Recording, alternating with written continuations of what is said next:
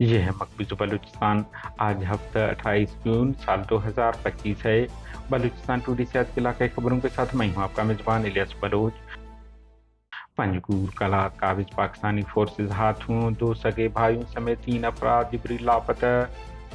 گریشم میں شہید ہونے والے ساتھی سرماچاروں کو خراج عقیدت پیش کرتے ہیں BLF۔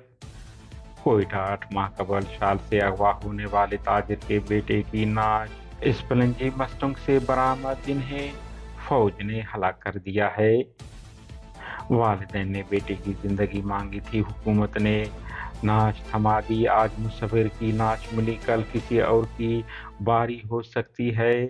انصاف مانگنے والوں کو تحفظ نہیں، لاشیں دی جا رہی ہیں۔ مولانا واسع گرینڈ الائنس کے پرامن احتجاج پر تشدد اور گرفتاریاں، بلوچستان میں ریاستی جبر اور بربریت پر قائم نظام کا بھیانک چہرہ ہے۔ بلوچ یکجہتی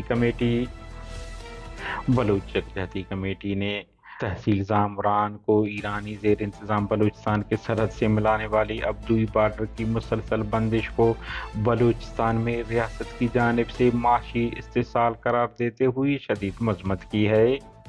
کوئٹہ ہزار گنجی میں سیکیورٹی فورسز کی چیک پوسٹ پر دستی بم حملہ، تاہم نقصانات بارے معلومات نہیں مل سکے۔ منگچر میں مسلح افراد نے 2 افراد کو قتل کر دیا۔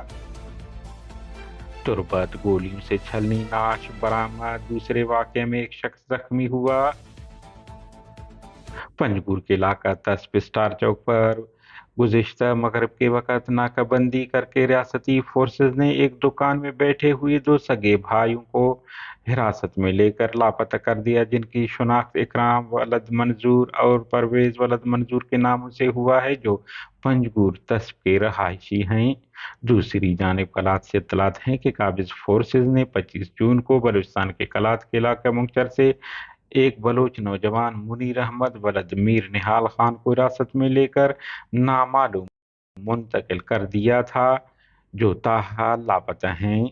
اہل خانہ نے ان کی بازیابی کی اپیل کی ہے۔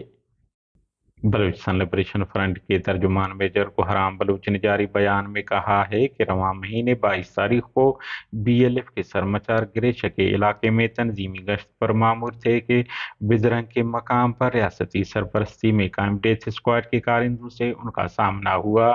فائرنگ کے تبادلے میں مقبول بلوچ عرف قندیل بلوچ، سکنہ جاوردی گریشہ، سراج بلوچ عرف زبیر بلوچ اور خالد بلوچ عرف سفر بلوچ ساکنان گریشہ شہید ہو گئے، جنہیں ان کی شہادت پر خراج عقیدت پیش کرتے ہیں۔ مستونگ کے علاقہ مرو اسپلنجی سے کوئٹہ سے 8 ماہ قبل لاپتہ اور اغوا ہونے والے بچے مصور کی نعش برآمد۔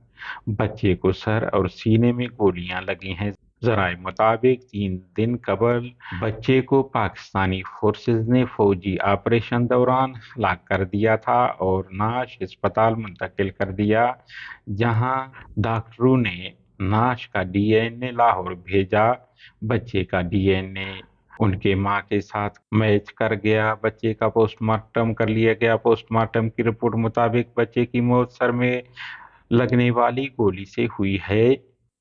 دوسری جانب ISPR اور حکومت بلوچستان نے کہا ہے کہ پاکستانی فورسز نے داعش کے خلاف کارروائی دوران انہیں گھیر لیا، گولی لگنے سے بچہ ہلاک ہوا ہے۔ تاجران اور صراف بازار کے نمائندوں نے بلوچستان بھر میں احتجاج کا اعلان کیا ہے۔ منگچر میں نامعلوم مسلح افراد کی فائرنگ، 2 افراد مولانا علی حسن جتک اور علی گل ہلاک ہو گئے۔ دوسری جانب بلوچ لبریشن آرمی کے ترجمان آزاد بلوچ نے مولانا علی حسن کو ہلاک کرنے کی ذمہ داری قبول کی ہے اور کہا ہے کہ وہ فوجی ماں پر مخبری کر رہے تھے۔ بلوچ یکجہتی کمیٹی کے ترجمان نے جاری بیان میں کہا ہے کہ BYC گزشتہ روز گرینڈ الائنس کے پرامن احتجاج پر ریاست کی جانب سے کیے گئے بہیمانہ تشدد، لاٹھی چارج، آنسو گیس، شیلنگ اور درجنوں ملازمین کی گرفتاری کو نہ صرف بلوچستان میں عوام کے خلاف ریاستی فاشزم سمجھتی ہے، بلکہ اسے بلوچستان کے عوام کے خلاف ریاستی دہشت گردی قرار دیتی ہے۔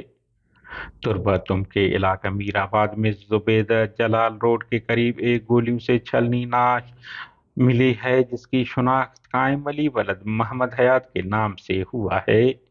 दूसरी जानिब बुरेदा के इलाका में नाज़ में नामालूम अफराद ने फायरिंग करके अब्दुल्ला वलद नूर बख्श नामी शख्स को जख्मी कर दिया।